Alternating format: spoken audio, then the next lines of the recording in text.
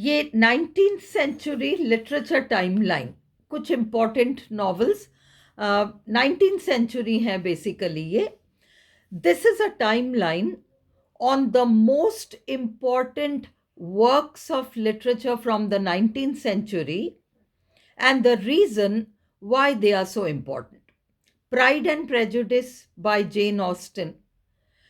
Pride and Prejudice is a novel of manners. जीवन शैली को दर्शाने वाला नॉवल है by Jane Austen, जो जेन ऑस्टन ने लिखा.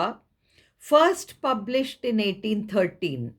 1813 में पहली बार ये छपा. The story follows the main character Elizabeth Bennet. Elizabeth Bennet इसकी मेन हीरोइन है.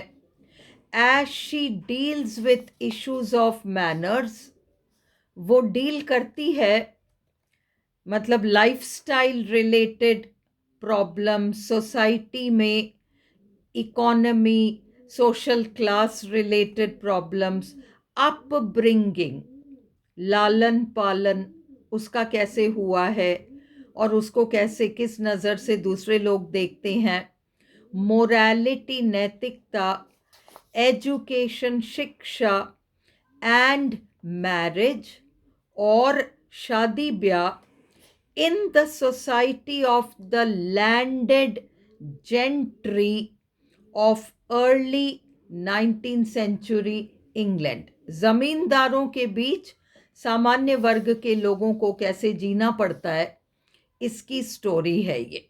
Pride and prejudice 19th century. Frankenstein by Mary Shelley. Frankenstein और इसका दूसरा नाम है द मॉडर्न प्रोमेथियस, ये भी आपको याद रखना पड़ेगा, is a novel written by British author Mary Shelley about eccentric, थोड़ा सनकीसा scientist Victor Frankenstein. Victor Frankenstein जो एक सनकीसा साइंटिस्ट है, उसकी कहानी है, काल्पनिक है. हु क्रिएट्स, जो तैयार करता है, अ ग्रोटेस्क क्रीचर, वो अपने साइंस के माध्यम से एक भयानक सा क्रीचर, जैसे आज का रोबो होता है वैसा उसने कुछ बना दिया. इन एन अनऑर्थोडॉक्स, बिल्कुल अनऑर्थोडॉक्स का मतलब परंपराओं के विरुद्ध, बिल्कुल ultra modern scientific experiment. Science का एक्सपेरिमेंट कर रहा है तो उसने ये तैयार कर दिया. Mary Shelley started writing the story when she was 18. 18 साल की उम्र में उसने ये कहानी लिखना शुरू किया. And the novel was published when she was 20. वो 20 साल की हुई तो नॉवल छप गया. The first edition, पहली बार ये नॉवल छपा तो गुमनाम छपा था, मैरी शेली का नाम नहीं आया, ये याद रखिए. The first edition was published anonymously, writer का नाम नहीं आया, in London in 1818. Shelley's name appears on the second edition published in France in 1823. ये याद रखिए, मैरी शेली का नाम आया 1823 में जब ये सेकेंड टाइम छपा. अब Oliver Twist by Charles Dickens. तो Oliver Twist, the story is about an orphan, एक अनाथ बच्चे की कहानी है. ओलिवर ट्विस्ट हु एंड्योर्स, जो झेलता है, अ मिजरेबल एग्जिस्टेंस, बहुत दुखी जीवन, इन अ वर्क हाउस, जैसे ये बच्चों का आश्रम वगैरह नहीं होता वैसे अनाथ आश्रम type. And then is placed with an undertaker, जो कि शवपेटियां बनाता है. वह व्यक्ति अंडरटेकर होता है, छोटा सा बच्चा उस अंडरटेकर के यहाँ काम करने जाता है. ही एस्केप्स, वह वहाँ से बचकर भाग जाता है.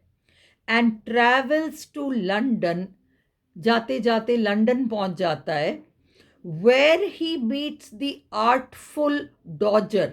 ये कैरेक्टर भी याद रखिए, आर्टफुल डॉजर चार्ल्स डिकन्स के ओलिवर ट्विस्ट का कैरेक्टर है, जो चोरों का लीडर है, चोरों के गैंग का लीडर है, leader of a gang of juvenile pickpockets. Juvenile छोटे बच्चे जो जेब काटना सीखते हैं और ये काम करते हैं। Naively unaware of their unlawful activities. Naively, बड़ा इनोसेंट है ये बच्चा ओलिवर ट्विस्ट, उसे नहीं पता कि उसके साथ के लड़के क्या काम करते हैं, कि ये जेब वेब काटते हैं, गलत काम करते हैं। ये बहुत अच्छा बच्चा है एक्चुअली, शरीफ बच्चा। Oliver is led to the lair, lair यानी डेन, उनका अड्डा, of their elderly criminal trainer Fagin. Fagin नाम का व्यक्ति जो बूढ़ा है, यहूदी है, इनका लीडर है, इन बच्चों को ट्रेनिंग देता है चोरी चकारी में। जेन एयर शार्लट ब्रॉन्टे का नॉवल है। Jane Eyre follows the emotions and experiences of its eponymous character. Eponymous क्या होता है?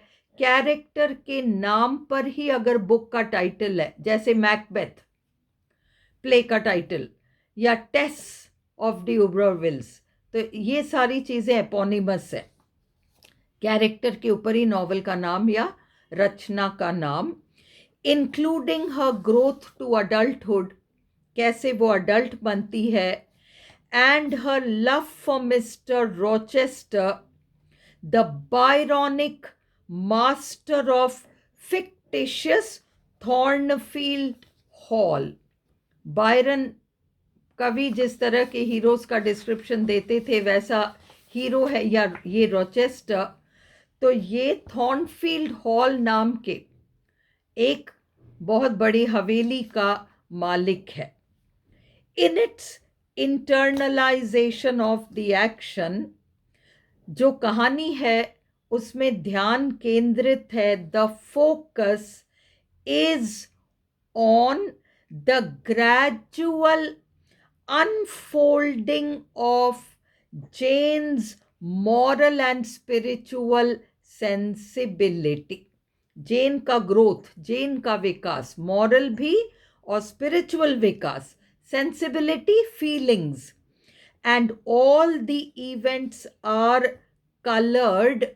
सारी घटनाओं को रंग दिया गया है by a heightened intensity। भावनाओं की गहराई इसमें बहुत है। जिस तरह की भावनाओं की गहराई पहले पोइट्री में हुआ करती थी, वो नॉवल में शार्लट ब्रॉन्टे ने भावनाओं की वो गहराई इंट्रोड्यूस कर दिया। That was previously the domain of poetry. जिस तरह की भावनाओं की गहराई पहले पोइट्री में हुआ करती थी। Wuthering Heights by Emily Bronte. Emily Bronte का Wuthering Heights. Wuthering Heights is the name of the farmhouse, farmhouse का नाम है, on the Yorkshire moors. Yorkshire नाम के इलाके के खुले मैदानों में, वेयर द स्टोरी अनफोल्ड्स, जहाँ ये पूरी कहानी चलती है। The books core theme, book का मुख्य विषय, इस बुक का मुख्य विषय क्या है? Love and revenge। is the destructive effect, विनाशकारी प्रभाव, that jealousy and vengefulness have। jealousy और बदले की भावना दोनों चीजें हैं इसमें। both on the jealous और वेंजफुल इंडिविजुअल्स, जैसे इसका मेन कैरेक्टर हीथक्लिफ है, बड़ा जेलस है, बदले की भावना से भरा हुआ है, खुद भी बर्बाद होता है और दूसरों को भी बर्बाद कर देता है। एंड ऑन देयर कम्युनिटीज, अपने परिवारों को भी ये बर्बाद कर देते हैं, jealous characters. Moby Dick by Herman Melville 1851 की रचना है। मोबी डिक बहुत इंपॉर्टेंट रचना है। Moby Dick, the work is an epic sea story, लंबी चौड़ी समुंदर की कहानी है, of captain Ahab's voyage in pursuit of Moby Dick. Moby Dick का पीछा कर रहे हैं वो a great white whale. Moby Dick एक सफेद वेल है। It initially received mixed reviews. इस नॉवल की आलोचना भी खूब हुई, तारीफ भी बहुत हुई। And at Melville's death in 1891, और 1891 में जब मेलविल की डेथ हुई तो इसको बच्चों की कहानी के रूप में बड़ा सराहा गया।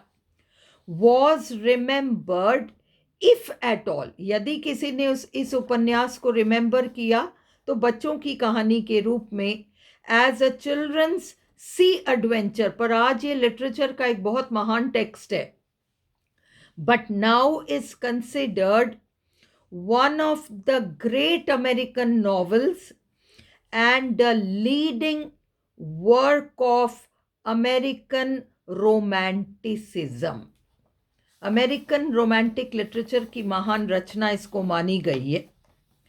अप्रैल 1856 में madam Boveri, the story focuses, कहानी अपना ध्यान केंद्रित करती है ऑन अ डॉक्टर्स वाइफ एमा बोवरी।